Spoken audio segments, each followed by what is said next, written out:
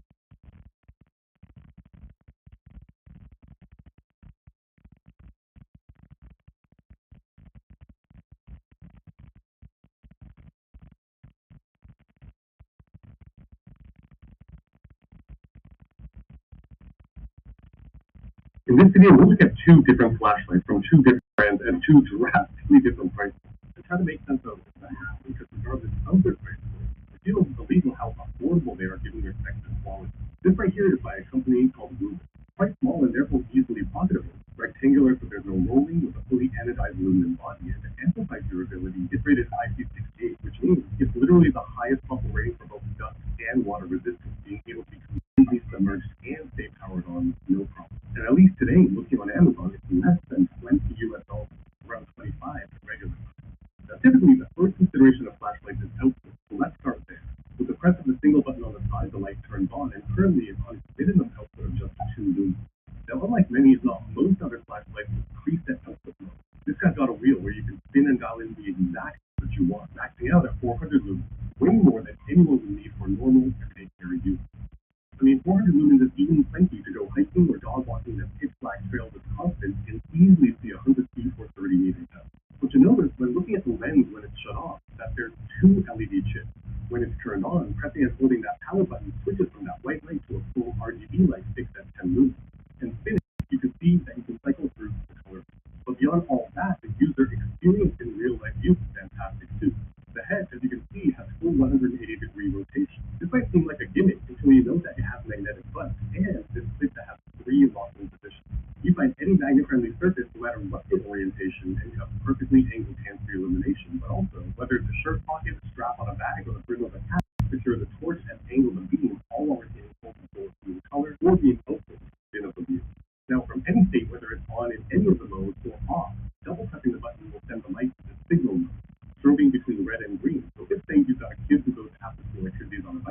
You can have them rotate the three-position clip, anchor it to their backpack, rotate the business end to face outward, and double-click the button so drivers can spot them easily if they home from, say, their baseball practice after sunset.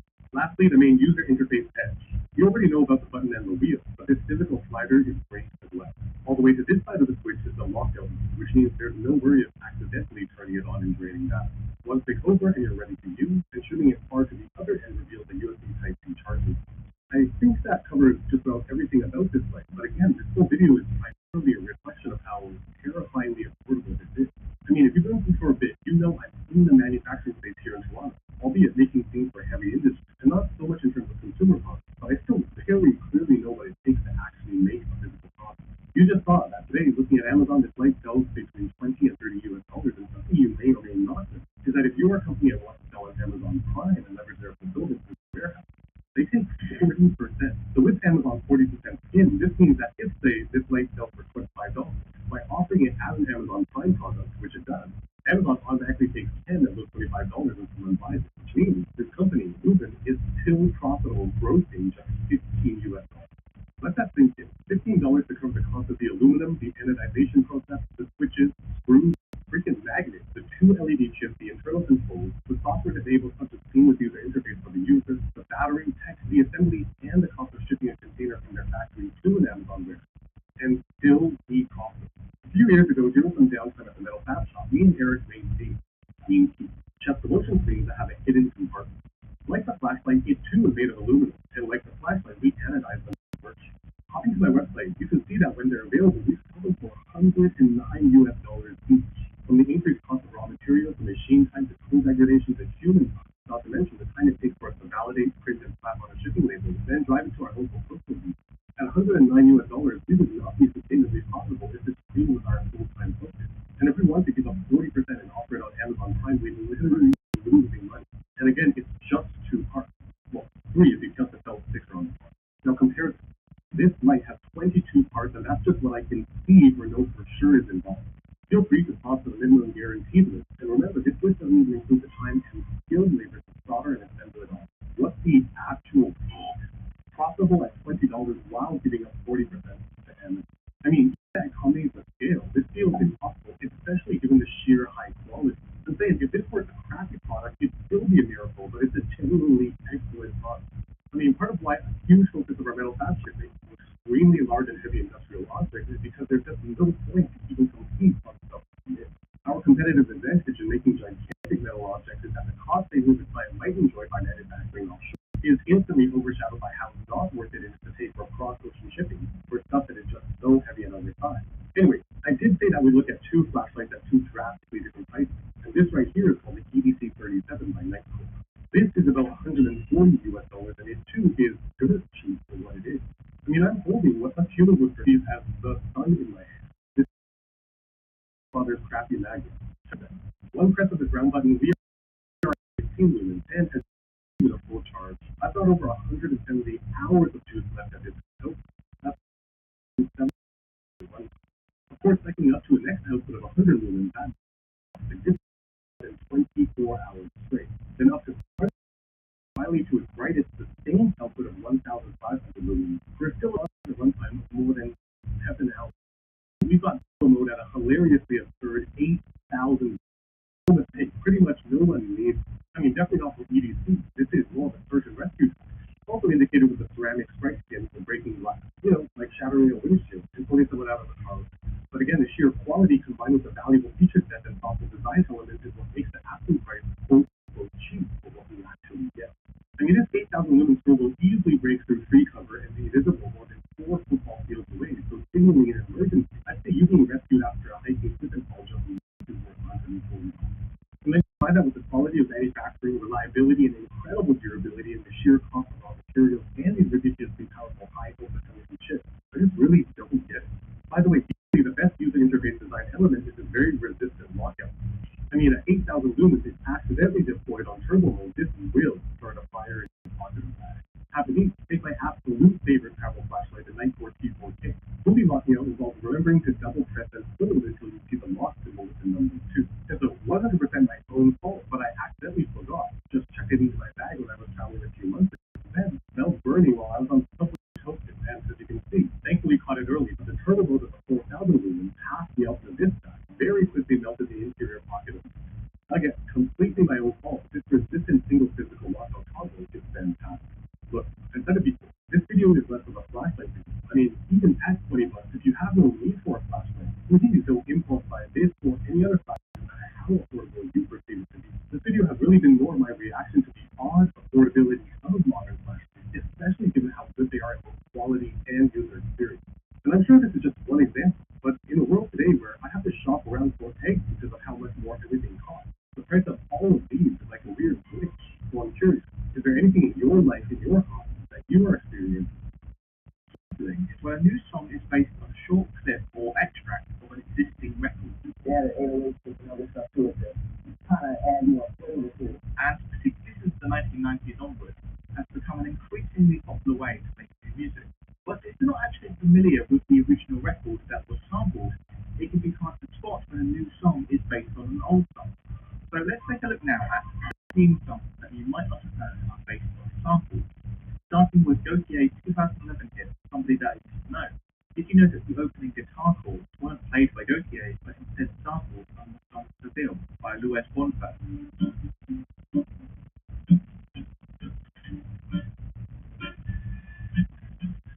Rather than using the entire chord progression, Gotye has just looped the first two chords.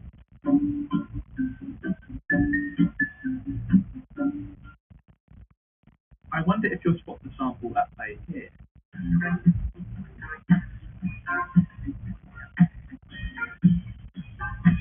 Soda Bottle Baby by Edwin Birdsong forms the foundation of Daft Punk's 2001 hit, Harder, Better, Faster, Stronger.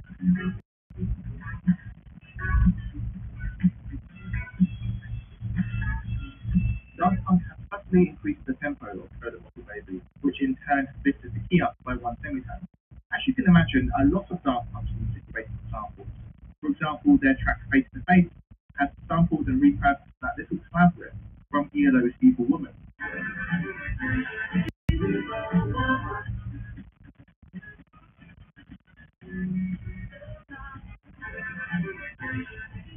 Daft Punk's classic hit One More Time shows how clever and resourceful you can get with sampling. This amazing breakdown video from Tracklib demonstrates how Daft Punk lifted segments from the song More Spell by Eddie John to create a new riff from the existing record.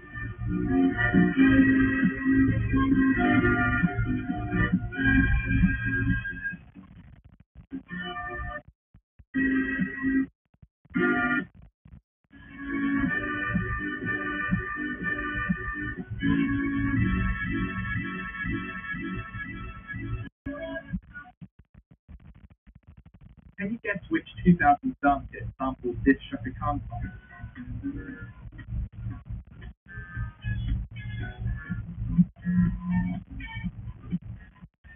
And did you know that the artist Stardust is actually just a side project of Daft Punk? Do you recognize this song? That is the track Pretty Little Ditty from Red Hot Chili Peppers' 1989 album, Mother's Milk, and it was of course sampled by Crazy Town on their hit Butterfly.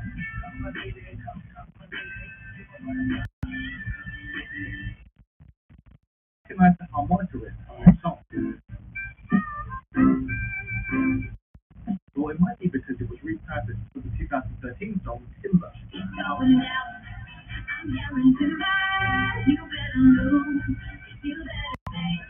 However, strictly speaking, this is actually a sample. A sample is when you take part of the actual original recording and then use that in your new song. However, here in Timber, they're using the same harmonica riff from the Oscar song, but they've replayed it. It's not a sample of the original record. So this is what we can call a interpolation, when an existing melody is reused in a new composition. Another example of interpolation can be found in the song Talk by Coldplay,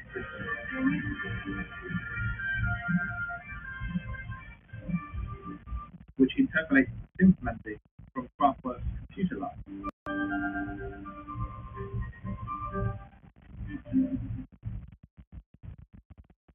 Redbone by Childish Gambino is another example of interpolation. Redbone is based on the song I'd Rather Be With You by Bootsy Collins, but doesn't actually sample the original group's record.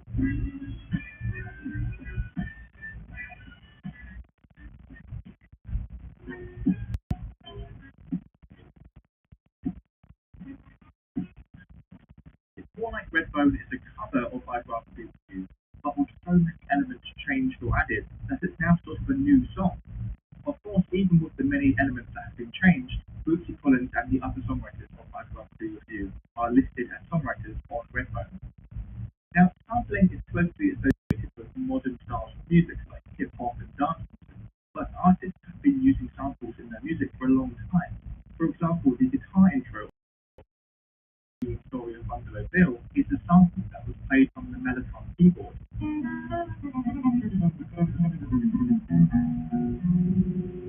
The Mellotron is an early example of what's called a sampler, an instrument that plays back pre-recorded samples when a button or key is pressed. The Mellotron was a keyboard instrument where each key activated a short loop of tape.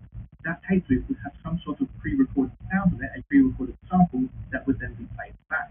The tape loops would often be recordings of individual notes of another instrument, like a flute, for example, meaning that as you played each key on the keyboard, you could play the individual flute notes. As Paul McCartney demonstrates in this clip, that's what we're hearing at the beginning of Strawberry Fields Forever.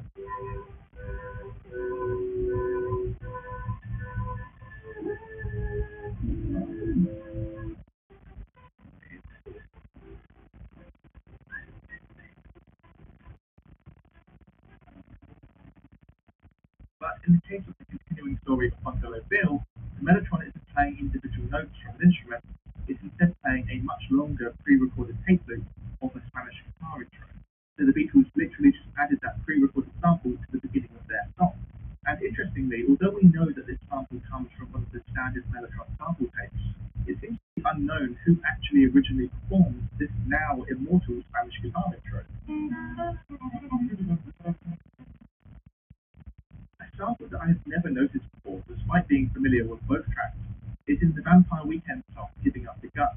This quick little synth moment in the Vampire Weekend song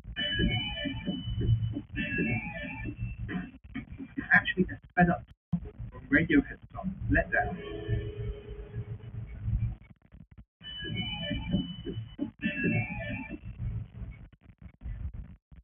A really inventive use of the sample can be found in Moby's track, Porcelain.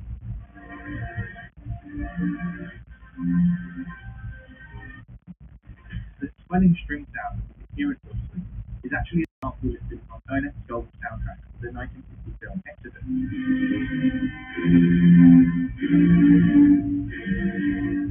But crucially, Moby has reversed the sample.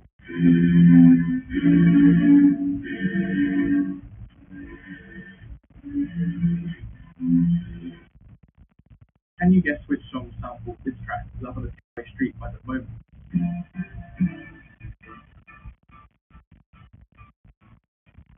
It was of course sampled for Empire State of Mind by Jay-Z and Alicia Keys.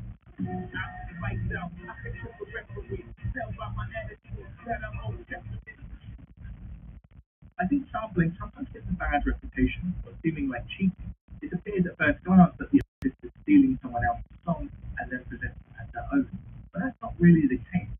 Assuming that the artist is paying royalties and giving credit to the original artist, sampling can be a really creative and interesting way to breathe new life into old music. Take a song that was perhaps not very successful when it's made and rejuvenate it into a new hit, introducing it to a new audience and therefore continuing its legacy. If you can think of some other interesting examples of sampling, do leave them in the comments and I might include them in a future video. Thanks very much.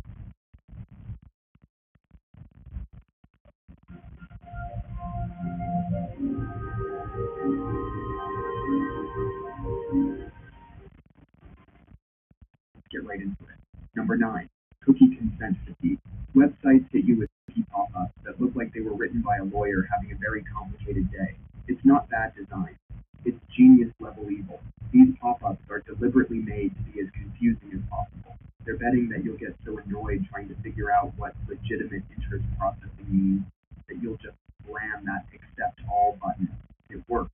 About 89% of people just click accept without reading anything. It's like a street performer shuffling cups while time you realize what happened, they already have your attention and your consent. These websites use dark patterns, sneaky design tricks that hide the reject all button behind more clicks than it takes to order pizza. Meanwhile, the accept all button is right there, big and blue, practically begging you to click it. They'll give you a pop-up with more toggles than a DJ soundboard. By accepting our essential functionality cookies, you consent to our legitimate interest in processing your data for enhanced user experience optimization. Translation: we're going to track what you do online and use it. So next time you see one of these pop-ups, remember they're not just annoying, they're strategically annoying. Number 8, pre-checked defaults. Websites are like that friend who always assumes you're coming to their party. They're sitting there with boxes already checked like, yes, I'd love to get 47 emails a day about cat food deals. These companies know we're all basically lazy pandas. Who has the energy to uncheck all those boxes? That's way too much work when there's streaming to watch. About 95% of people never change these default settings. When you're installing new software, there's that sneaky checkbox that says, yes, please install this totally unnecessary toolbar that will make my computer run slower than a snail in molasses. And somehow it's always pre-checked. These companies are playing psychological chess while we're playing checkers. They know we're more likely to stick with whatever's already selected than make a change. It's like ordering pizza online, and they've already checked the extra cheese option. Sure, you could uncheck it, but deep down, you know you want extra cheese. These pre-checked boxes can sign you up for subscriptions, share your data, or add items to your cart faster than you can say, wait, what did I just agree to? Number 7, supermarket mind games. Milk and bread are always hiding at the back of the store. And that's not an accident. It's psychological warfare against your wallet. You walk in needing just 3 items, but suddenly you're faced with a maze worthy of a lab rat. First, they hit you with fresh produce right at the entrance. Those bright colors and farm-fresh vibes aren't just pretty to look at. They're priming your brain to feel good and spend more. To get to those essential items you actually came for, you have to walk past aisle after aisle of tempting treats. Supermarkets are designed without windows or clocks. They want you to lose track of time. The longer you wander, the more likely you are to grab things you don't need. By the time you reach the milk at the back, your brain is as tired as someone who just finished binge-watching an entire series. That's when they get you. Your tired brain starts making decisions like it's 2 a.m. at a drive-thru. They put the most profitable items right at eye level, the end caps of aisles, pure profit zones. Studies show this setup can boost unplanned purchases by up to 40%. Next time you're just getting milk, remember you're walking into a carefully designed behavior modification machine. Number 6, checkout candy targeting.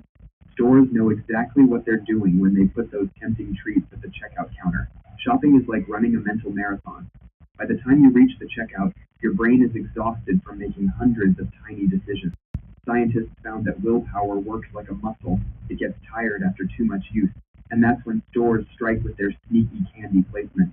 They know your brain is too tired to resist that shiny chocolate bar staring at you. The data confirms this sneaky tactic really boosts those impulse buys by about 30%. You never plan to buy that candy bar when you walk into the store, but there it is, right when your mental defenses are at their lowest.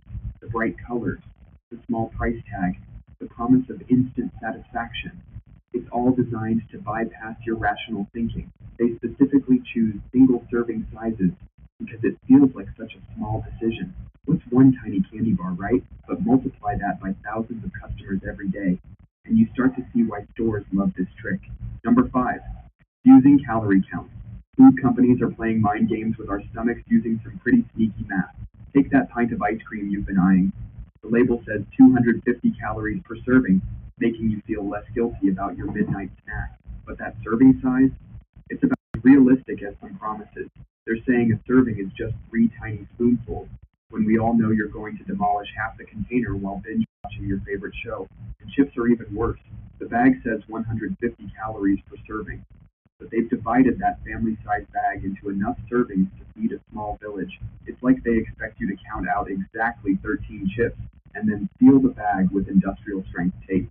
Some companies even use weird fractions for serving sizes, like 2.5 servings per container. The result? You think you're having a light snack, but you actually consumed enough calories to fuel a marathon. These companies aren't technically lying.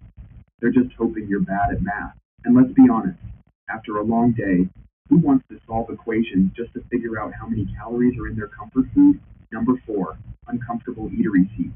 Fast food chairs feel like they were designed by someone who really hates sitting, and they actually were. These places deliberately pick seats that make you feel like you're sitting on a geometry homework assignment. It's all part of their master plan to get you to eat and leave faster. These chairs are often called 15-minute chairs in the industry, not because it takes 15 minutes to build them, but because that's exactly how long they want you to stay.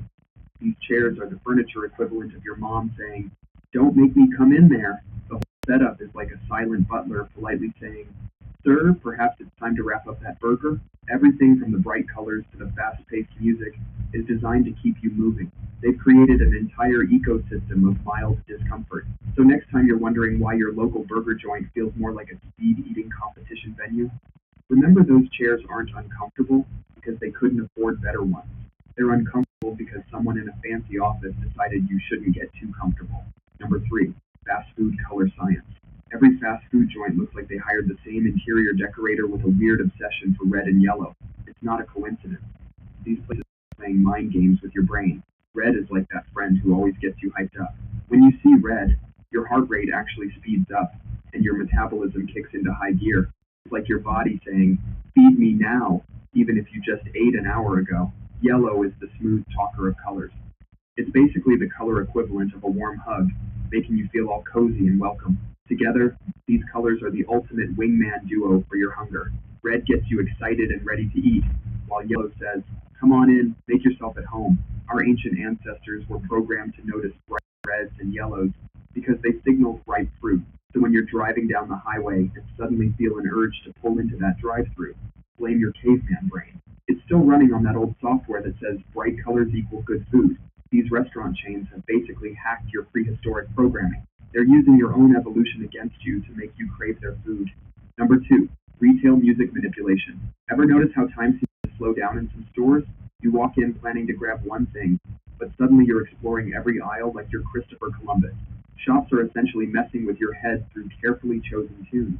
They're basically DJing your wallet. When they want you to spend more, they hit you with slow, chill beats.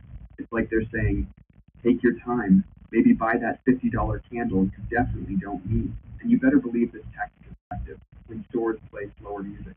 During busy times, they switch to fast music to get people moving. It's their polite way of saying, "Buy your stuff and get out." You're basically dancing to their tune without even knowing it. Slow song, you're browsing like you've got all day. Fast song, you're speed running through the aisles like it's a Mario Kart track. Most people have no idea this is happening. They think they're just vibing to background music, while the store is conducting their wallet like an orchestra. Number 1, car sound illusion. Car companies have teams of engineers whose whole job is making doors sound expensive. They're like audio makeup artists for cars. They add special materials and tweaks to make that cheap metal door sound like it was carved from a single block of titanium. Think about it. You walk into a showroom, close that door, and hear that deep, rich thunk. Your brain goes, "Wow, this car must be built like a tank."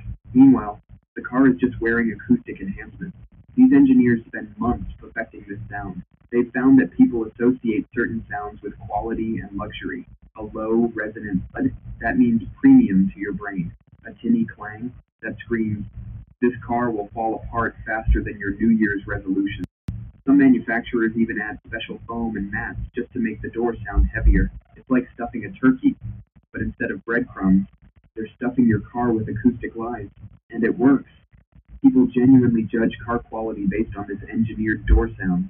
That's all for today. I'll be making similar videos in the future. Subscribe to see them.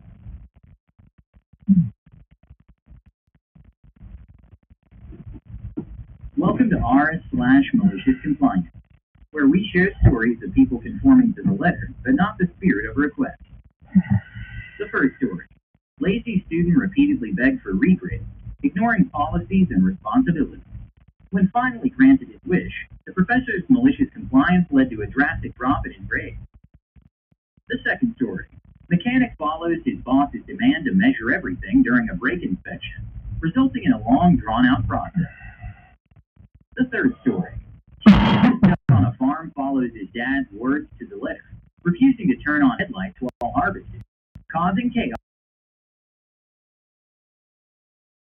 With misdalfalcation, pressure to rush through work, decides to follow every procedure to the letter. His slow pace results in long. The company can't afford to fire him. And today's first story is, you want a regrade? You sure? Okay, you asked for it. Former computer science professor here, and this happened shortly before I retired from that profession. I always enjoyed teaching, but every semester there would be at least one student who would consistently show that while they can complete some work, they lack core skills like attention to detail, time management, and planning.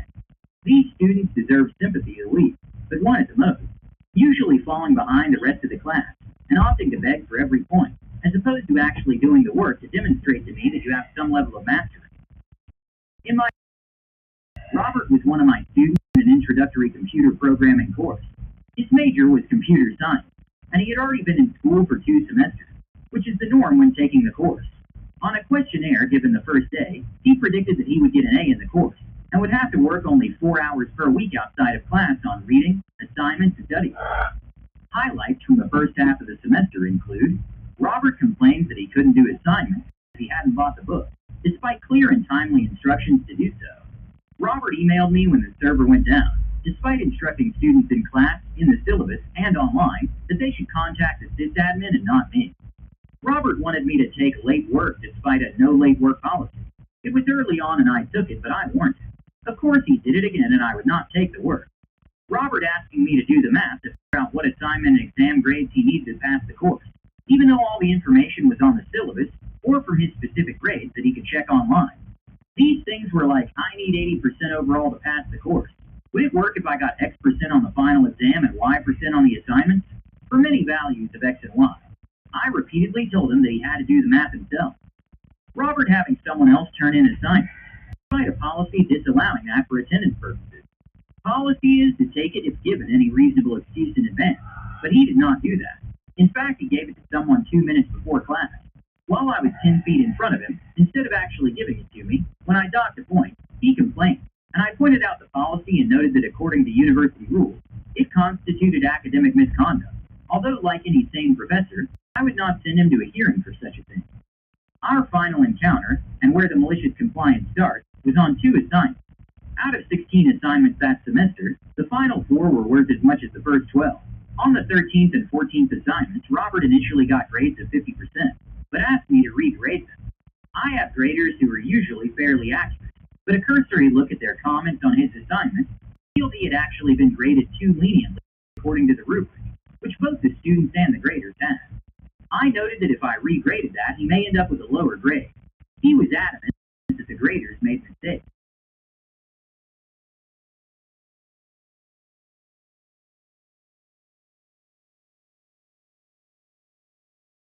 Wanted me to read on a given him the pass grade. I will note that he never complained to me again about anything. Edit. I think attendance is actually useful, but not as a major grade component. In my courses, the direct effect of attendance on the final grade was always less than 5%, an attempted happy medium between not giving away too many free points, while still making students care about it somewhat. Having the data about who was or wasn't attending was useful for a variety of reasons, such as noticing if something was going on with a student and reaching out. Edit 2. In general, there's not much I, or anyone else, can do to make someone get it in terms of understanding responsibility, assessing one's own abilities, and scheduling and planning. People just figure it out for themselves via a variety of ways. Perhaps there's a desire to show off, a desire to feel normal, a desire to feel accomplished, a desire to make things easier in the future, or even a desire to avoid some known bad consequence. For individual scenarios or troublesome classes and professors, just treat it like a game. Take emotion out of it and figure out what things you can do that will result in the best outcome, while also balancing that with the rest of your life. The second story is, boss to me to measure everything. Lost the sale. I'm a mechanic at a national chain, with the 3 boys. We have a service called brake inspection that's free. I get 25-hour commission on it. Although with this company we only get paid commission if our commission earnings is greater than our hourly guarantee, and it's average for a whole week. So this week I'm too far behind on commission to take it. I'll just get my hourly. A car rolled in with a complaint of brake squealing. This is pretty common and is not a serious concern usually, but people want something done, so I'll sell them brakes if they want to waste $600 to get less noise. Anyways, I put the car in the air and spun the back wheel, and it made a pretty bad squeal. The wear indicator seemed to be the cause. It'll rub on the rotor when the pads are too low. As I could see, the rotors were really scored pretty deep. Just from that alone, I knew it needed rear pads and rotors, and I would have just quickly checked if the fronts were really bad, so I could suggest that as well. Before I could even do that, my boss says, take the wheels off, do a real brake inspection, measure everything. QMC. Now, like I said, I'm not making commission this week, so it doesn't matter to me if I sell work or just hang out. So I pull up the specs for the brake system on that car, and I get to measuring everything. About 45 minutes later, my boss comes by, and I've measured one set of pads and rotors. Thickness at 8 points.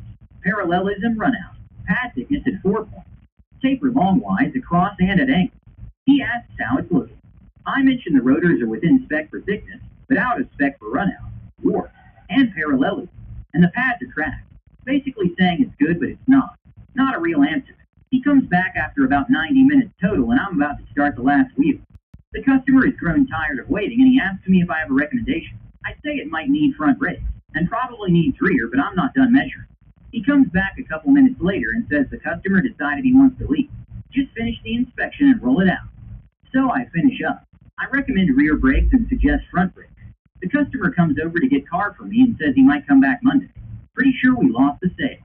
Later, one of the lube techs is bantering with him about how measuring everything, just what is normally on the inspection sheet, takes at least 15 minutes, and the boss is saying it should take 5 to 10 minutes just as I walk in. And he says not an hour, and gives me an accusing look. I just reply, you said measure everything. Edit. Just to note, the brakes were not so bad that it was unsafe to drive. It's at the indicator that tells you it's time to replace them. They were not metal to metal. It was the rear brakes on a little Honda. The front does like 75% of the braking. If it was metal to metal or no pads at all, for sure I would insist the guy couldn't drive it like that. Also, they pay me to make determination on if a vehicle needs repairs or not. I don't need to measure every single pad to determine that. If one pad is too low, or if the rotors are obviously scored or overheated, I don't need to measure all of them to determine that actual pads or pads and rotors. That's my job to be able to determine that based on my training, skill, and experience. I could have told him from the beginning it needed rear brakes. Front brakes should be done soon. Edit 2. I always install shims and apply the silicone lube to contact and slide points. Yes, brakes will squeak or squeal when the wear indicator gets there, but sometimes they just make noise regardless. It's a 2x4 ceramic pad being slammed against a disc of iron spinning at hundreds to thousands of RPM, with pressures of up to 1,200 psi, to stop a 2,000-pound plus vehicle. There might be some noise associated with that. The next story is, my dad says he'll pick me up at dark. Well, he hasn't picked me up, so it must not be dark. This happened about 10 years ago now, and I have a good chuckle about it every time I pass a place in my car. I'm a pretty meek guy, so this is probably the only rebellious thing I did in my entire teenage life. My dad owns a farm, and being his son, this meant that I had a job when I was a kid, whether I liked it or not. Mostly I understood this, but that didn't mean I had to like it. I resented having to spend entire days of summer vacation, dawn to dusk, in a tractor when it came time to harvest alfalfa, which we did around 4 times between spring and fall. Basically, imagine a teenager with ADHD forced to sit in one place for 14 hours, and you'll understand how it felt. Honestly, if I wasn't a total introvert, I might have snapped sooner. So anyway, it's the second day of harvest, and it's getting to be late in the afternoon. I've spent about 20 hours total in a hay vine by this point over the past few days, and I asked my dad which fields to cut next, and I asked him when I'll be done, hoping in vain that I can leave and go play video games or whatever. This is where the titular line comes in. I'll pick you up at dark. Little does he know that my little teenage heart is clenching with righteous anger for all this wasted, paid time. So several hours pass, and I'm understandably getting pretty irritable. It starts getting dark, and guess what? No sign of my dad. At the time, it was becoming a bit of a recurring joke in my family about how my dad was always late, so I knew I was in for the long haul. Then it occurred to me, and the malicious compliance begins. My dad said he'd pick me up at dark, and he wasn't picking me up, so that must mean that it wasn't dark yet. And what don't you need if it's not dark outside? That's right, headlights. So I continue going back and forth on this wide, empty field, squinting as the light continues to fade after sunset, and stubbornly refuse to turn on the headlights. I can easily see the edges of the field, of course, but everything else is blending in pretty well. I start purposefully and accidentally leaving some shark fins, which are what we call the mistakes that hay vine operators leave between rows when they don't get any alfalfa. A few small shark fins per field are fine, even expected, But these are on a whole new level. My dad shows up after about 30 minutes of total darkness. I forget our exact conversation, but I do remember the result. After asking me why I didn't turn on the lights, and telling him why, he laughed uproariously, and I still remember it fondly to this day. I never did get any punishment. I'm not even sure he understood the extent of the missed alfalfa.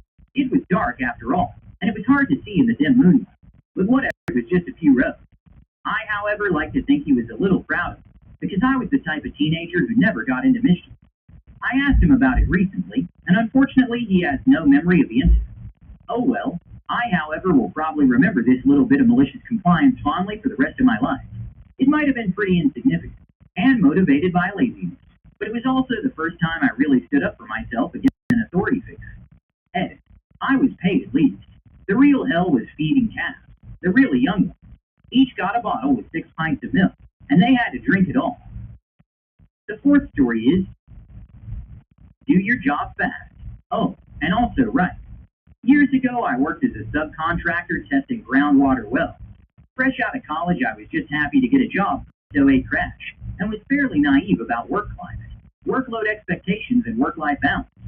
I got hired on as a field technician for a subcontracting company that tested groundwater wells servicing a wide range of environmental consulting firms, oil and gas, and state agencies. We typically ran solo, pumping wells, sampling, and shipping samples off, and the hours and work could be grueling. As I try my best to follow standard operating procedures, my project managers consistently complain about my pace of work. I'm regularly running OT by a few hours each week, and they make it clear that they'd prefer I'd work fast enough to complete each day, within 8 hours, because of course, you want to get home at a reasonable hour every day.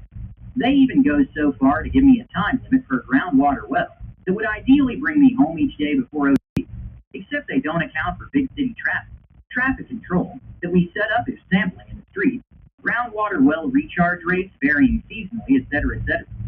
At about 6 months of trying my best to fulfill their expectations, I realized the managers either want me to outright lie on my paperwork, skip my own lunch, or skip steps in the outlined workflow to achieve their goal of bringing me home on time each day. QC. I continue to show up and start my day at 4:30 a.m. to beat traffic in the morning, but now I didn't do anything in a rush. I carefully followed every step outlined by our SOP. I take my full 30-minute lunch break and bathroom breaks whenever I feel the need. I chop it up with auditors if they showed up on site. Basically, I did my job, did it correctly and without rush, which unfortunately for the company's payroll always had me sitting in rush hour traffic at the end of the day, logging in 12 to 14-hour days, 5 days a week. My peak was 72 hours worked in 1 week. The company was in such desperate need of workers because of high turnover that they couldn't let me go. The project managers gave up on trying to push me to move fast, and as a single guy, I love the cash machine I discovered. Come to find out, the company was abusive to a lot of my coworkers. I stayed for the year of experience, made good money, and quit. I moved on to bigger and better, but always treat any subs I work with to lunch. Hit the like button and subscribe to the channel. See you in the next video.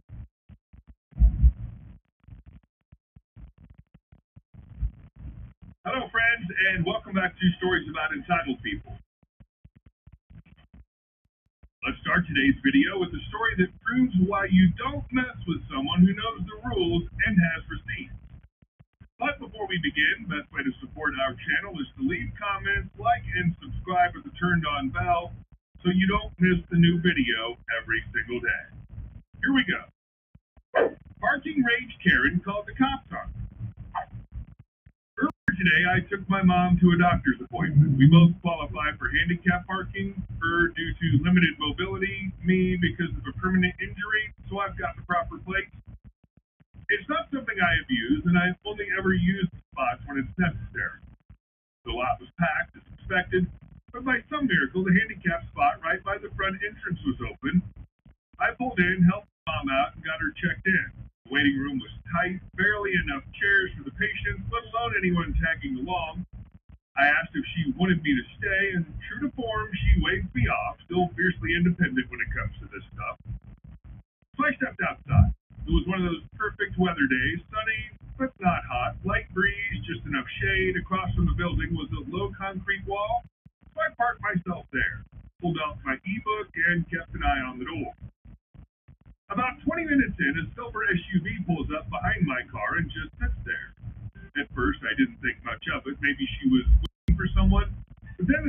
gets out and starts scanning the lot. Eventually, she spots me, and without a word of greeting, she power walks across the lot and says, "I need your..." I blink. "Excuse me?" She hops and crosses her arms. "My phone's dead. I need to report someone illegally parked in a handicapped spot." Still confused, I ask, "Okay, where's the car you're reporting?" She points right at my vehicle. I stare at her for a second, then say, "That's my car. It has handicap plates. You can see the tag from here." She scoffs, "I always park there. That's my spot." Now I'm raising an eyebrow. That's public handicap space. It's not reserved for anyone. Personally, I parked illegally. She lets out a frustrated little grunt and storms off, but not to leave. Nope. She marches over to my rear bumper and starts circling my car like she's looking for something, anything to prove her point. That's when I pulled out my phone and hit record. You just never know. And sure enough, she looks back at me and then lifts her leg like she's about to kick my car. "Don't even think about it," I said. "You're on camera and I've got your license plate. If you damage anything and drive off, it's going straight to the cops." She froze mid-kick, foot dangling in the air like she wasn't sure whether to follow through or fake a stretch. Then she awkwardly turned, muttered something under her breath, and stomped back to her SUV. Seconds later, she peeled out of the lot and disappeared. I figured that was the end of it. About 30 minutes later, a police cruiser rolled through the lot. The officer slowed down, glanced at my parked car, handicap plates clearly visible, gave a slight nod, and drove right off. No need to even talk to me. So yeah, I'm guessing she found a working phone and tried to report me, and the cop, bless him, took one look at the situation and realized he'd been sent out on yet another wild goose chase by someone who thinks "I always park there" somehow counts as legal precedent. Look, I get it. Parking near a medical building is a nightmare. If you need handicap access, apply for a permit like the rest of them. Don't act like the spot's your personal turf. And maybe check the plate before you try to go full vigilante. Or, I don't know, don't threaten to vandalize someone's car. Because all that righteous fury doesn't hit quite the same when the law isn't on your side and someone's got the whole thing on video. She demanded to let her use your phone. I would have said to her, "I should demand you use my brain because obviously yours is not working because I have a handicapped license plate." Those with less brain cells always look for the placard that should be hanging from your mirror and forget that license plates are permanent versions of a placard. And our second story. I do work here, but here is not there. I work in a pub/restaurant that has no function room or anything like that. It has the bar area downstairs and a restaurant area upstairs. Besides some curbside seating for smokers, that's it. We're right next to a hotel. People sometimes assume we're part of the same business and request us filling the room, etc. They nearly always understand when we tell them, "Sorry, we're a separate business." We're also right opposite a National Heritage building that has a music festival in summer, one act per night over a few weeks, not Coachella or Glastonbury style. Generally, the likes of Tom Jones will play there, so it will often be slightly older people going along. During music nights, we get a rush of people eating and drinking before the show, the very dead period where just a few people are in the pub, then they return all at once, and we have a very busy period trying to serve everyone at once until it calms down to a normal rate. Now, we are bang in the middle of said post-show rush. The downstairs bar is 5 deep. Upstairs, we're offering table service with 2 wait staff taking orders and running drinks, while I make up the drinks at the small upstairs service bar. I have about 5 tickets to make up in front of me, and I'm telling everyone who tries to order with me that the wait staff will get to them soon. This lady, looking a bit flustered and angry, comes up to me and says, "I have some tables booked." I'm slightly confused by this, as we don't book out the tables after the show, so I ask if she's sure. She says, "Yes, definitely sure, 40 people. I asked for space to be set aside for me via email." I was now really confused because we don't book groups that big. Biggest on a busy night is 8, and we also don't take bookings via email. It's online, over the phone, or in person, but not over email. So I say, "I'm sorry, all these tables are taken. Are you sure you booked with us?" And I say the pub's name to make sure. She again says, "Yes, it's you. There are no tables for me. Give me a function room." Me, "You don't have? Her, this is ridiculous. How can you not have a function room? Me, getting worried about the drinks I'm meant to be working on. We don't have one because it's a small building. We only have the bar room downstairs, points to crowds of people at the bar, and the restaurant up here, points to full tables. Now, are you sure you booked with Pub? Because we don't have anything in our system showing booking system with nothing on. We don't usually take bookings via email, and we don't take bookings that big. Well, then why did someone say I could have somewhere over email then? Me, I don't know. I want to talk to the hotel manager. Bingo, magic word's been said. Me, right, I see what happened. So we're not a hotel. We are a pub. We're interrupting. You're a hotel. You are the bar to the hotel. I booked an area in the hotel to have drinks after the show. Now, where's the hotel manager? Me. No, like I was saying, we are not the bar to the hotel. We are a separate business. This is Pubnik. The hotel is next door. She then muttered something about only booking that space at the hotel because she wanted to come to the pub, then went downstairs, and I went back to making drinks, and was now even more behind. And our last story. Entitled Aunt demands we give her family half our house. When I was a kid, my parents didn't have much. We lived in a cramped 2-bedroom apartment with paper-thin walls. You could hear our neighbors arguing, sneezing, even watching TV 2 units away. My parents were hard workers. They hustled, saved every penny, and eventually, after years of sacrifice, they had just enough for a down payment on their dream home. It was a 4-bedroom house, a little worn around the edges, but spacious and full of character. Front garden, big backyard, basement, even a utility room, which my mom was unreasonably excited about.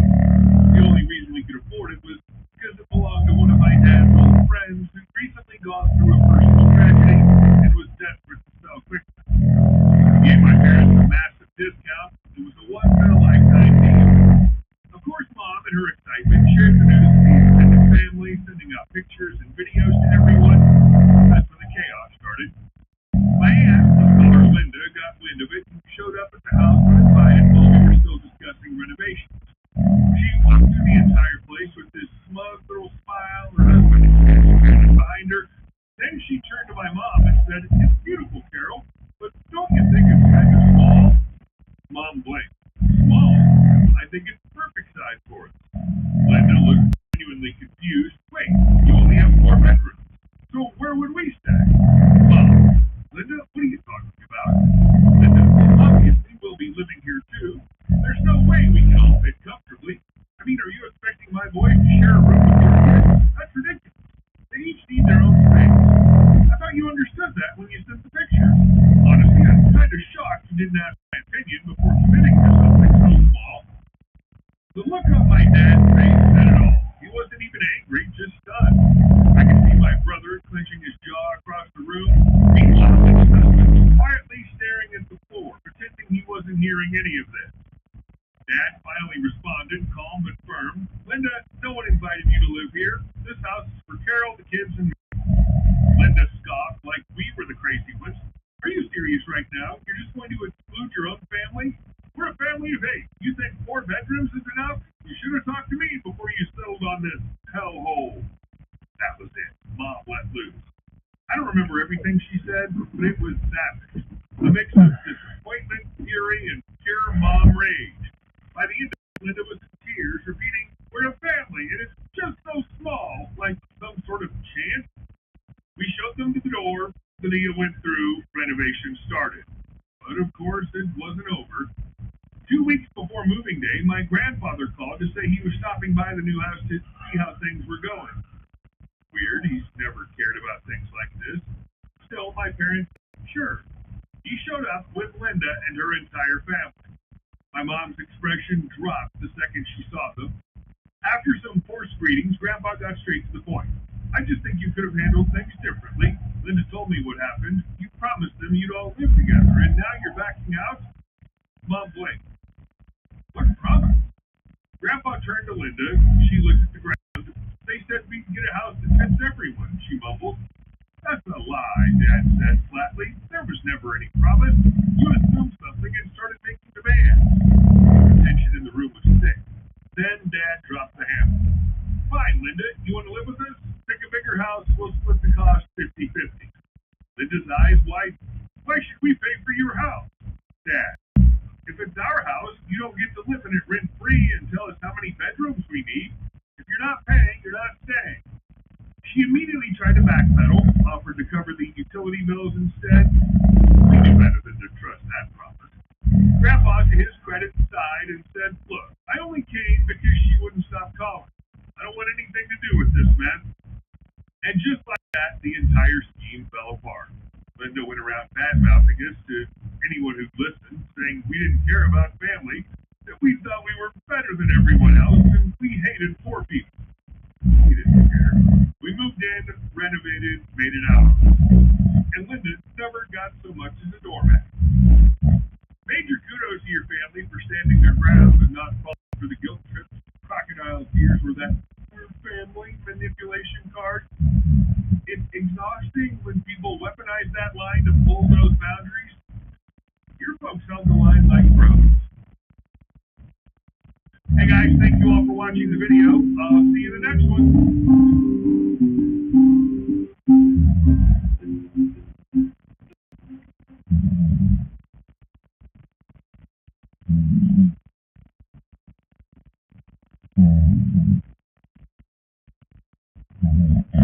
Hey Raven, I was reminded of something that I found a long time ago that I wanted to share with you. We're close in age, so you might have some clues on this too. I can't remember the exact year or even month, unfortunately, when this took place, other than it was winter, because I remember being home on a snow day. But this was back when I was in middle school, and the internet was full of weird and funny sites that you could surf through. You also may have heard of this, but this was also when the site Stumble Upon was a big thing. In case anyone doesn't know what that was, Stumble Upon was a site that would send you to random websites. It was like a big surprise me button for the whole internet. It was pretty amusing for me and my friends. We've come across some pretty mediocre and boring sites, like a cheesy realtor site, but then it's also taken me to places that I was happy to find. It's how I found one of my favorite bands, actually.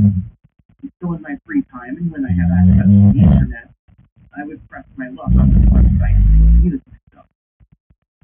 I live in the Midwest, so snow days were pretty common for us. On this snow day, it was apparently colder than normal, too, and my mom didn't want us to be outside, fearing that it would be too cold. So, while my siblings busied themselves playing together, I took our old and heavy laptop to my room and started playing on that. I started playing games at first, but when I got bored, I turned to Stumble Upon. I started shuffling through, not getting much in ways of entertaining places, until I found one site. I unfortunately don't remember what it was called. The background was black with white and yellow and orange accents. The front first ad for your age. I don't recommend ever doing this, but I lied and put that I was 18. Yes, I understand why that was a bad idea, too. Upon entering the site, the front page had a featured stream. It looked like it was a random stream, and nothing looked too exciting about it. It was the back of two guys' heads, and they were hunched over on a couch, staring at a small TV, playing some old racing game. We're talking about some old school game streaming type deals. Nowadays, it definitely reminds me of a badly discounted Twitch TV. I watched them for a bit, and then decided to look around the site more. Along the side, there was a list of a bunch of different genres, I believe. There were lists such as gaming, movies, talking, politics, acting, male, female, adult only, and so forth. My room was off the living room, so I wasn't going to try anything risky. But I did want to look at some of the other streams. I watched another gaming stream. I went to the girls section and saw one that was just 4 girls basically gossiping and bashing on their teachers and other people they went to school with. It's pretty boring to me. And then I checked out the talking section. It listed out part 1 in a grid to scroll through, but this site site also showed you ones that weren't currently online. It would just show a black screen. I checked out a few until I came across one that I thought was offline. The title was called Night Shift, and the small thumbnail was not a black screen, but instead to be a camera pointing at a small desk. The light was off, so it was pretty dark, and there was no one at the desk. Without any movement, I figured it was offline. It was still strange to me that it wasn't a black screen, so I clicked on it to see if there was something more to it. Going to the stream, I could see a bit more on the camera was pointed at the old desk. The chair had a jacket draped over the back. There was a small shelf on the back wall behind the desk that appeared to have a couple of books and VHS tapes on it. I couldn't make out the writing on the tape, but they definitely appeared to be homemade, or at least home recording. On the right wall, where the camera was more so facing, was a large map that appeared to have writing and circles on it. Again, I couldn't make out what was written because the camera was pretty crappy. At first, it looked like a pretty standard office for my young self. I assumed that maybe someone left their camera or screen on by mistake, or maybe it was just a mood that was way too early for its time. Based on how the cozy room with the lo-fi music is a popular thing nowadays. But it told me to keep watching, so I kept it up. I went to a different tab to keep doing what I was doing and would check back on that one every few moments. Then, as I was messing around, I heard a bang that made me jump. Then I realized that it came from my headset. I checked my tab and realized it was coming from that night shift stream. The lighting had changed on the screen, where there was clearly a light on behind the camera, but I was actually giving it my full attention. I heard another bang that I believe was a door slamming shut, and then a man shouting at someone. I couldn't make out what he said because he wasn't in the room, but I could clearly tell that he sounded angry. I also only heard one voice, so I'm not sure if he was shouting at someone in another room, or maybe on a phone call. Then, the person I heard entered the room with the camera. I heard more shuffling and grunting, and then I jumped as it very dramatically dropped the box on the desk, bumping the camera, now pointing slightly up. The light was then turned back off, so it was back to only the soft glow. I'm not sure where it was coming from because it wasn't very bright. Then, someone pulled up a chair and sat. They were wearing a hoodie and a small cap, as I could see the bill sticking out, but unfortunately that was all I could see. Their hood was up, so I couldn't see their face either. They sat at the desk and started pulling out papers from the box. These were single pages, many with words, like it was part of a longer piece. Some were pages from the newspaper and some were photos. They didn't look to be in any order either, just loose pages. They were hunched over the desk, spending several seconds on each one. Sometimes they would pick up a marker, maybe a highlighter, and then mark on the page. But he continued pulling them out one by one. He would mark on some of them, put them behind the box. Others he would put on the shelf. And the ones he didn't mark at all, he tore up or crumpled and then threw them over his shoulder. Sometimes he would bump something, and occasionally he slammed his fist on the desk. I even heard him speak once after punching the desk. He shouted, "I know it's related." It made me jump again. There was no music, no other sound other than the shuffling of papers and the squeaking of the marker. It was starting to feel more and more unsettling. I could not stop watching. I wanted to know what I was looking at, what he was writing down, and what the purpose of all of this was. Unlike current day Twitch, there was no chat option. There were no comment sections. It was just the video, so I couldn't even ask them myself. All I could do was continue to watch. It had been over an hour since I started watching this stream based on the counter it had on the site. I don't know how full the box was because I couldn't see into it, but he had to have gone through a lot of it at this point. But after some time, he clasped his hands desk and put his head down. I could hear him whispering something, maybe praying, and then he finished, stood up, and looked at the map on the wall. He wrote a few things on it, and the only thing I remember was seeing him circle one part and draw an arrow to another part. Afterwards, he sat down and spun the chair around to face the camera, and this sort of creeped me out the most. He pulled his hood down so I could see his face just a little bit. And he had some stuff on part of his face, but on the right, it also looked pretty badly scarred. Like what I now recognize as a possible burn scar.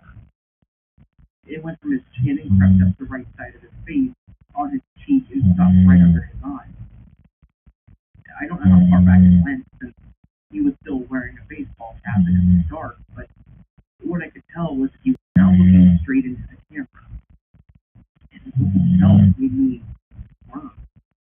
It was a combination of the parent look, when they want you to fess up to something, and almost a predatory look.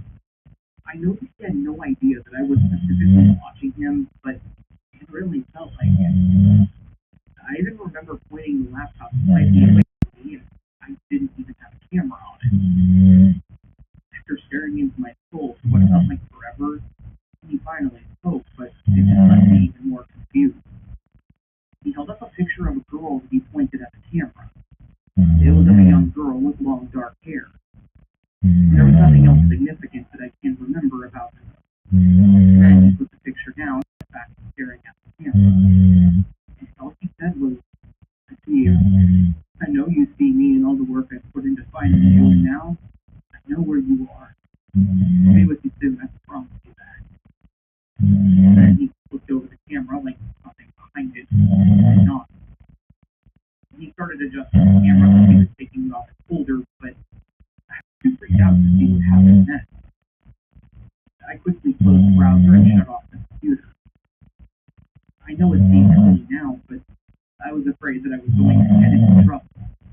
Like maybe they would find me, or for some reason this had to do with me. So after staying off the computer for an hour or so, I opened it back up, deleted the history for the day, and then even cleared my cache. I know, once again, I know that seems silly, but back then as a kid and not knowing much about computers, I thought that would at least protect me. The days following that were completely normal, other than me kept paranoid. No one strange called our house or showed up at the door looking for me, and there were no signs that I was in trouble by anyone. Life went on just as normal.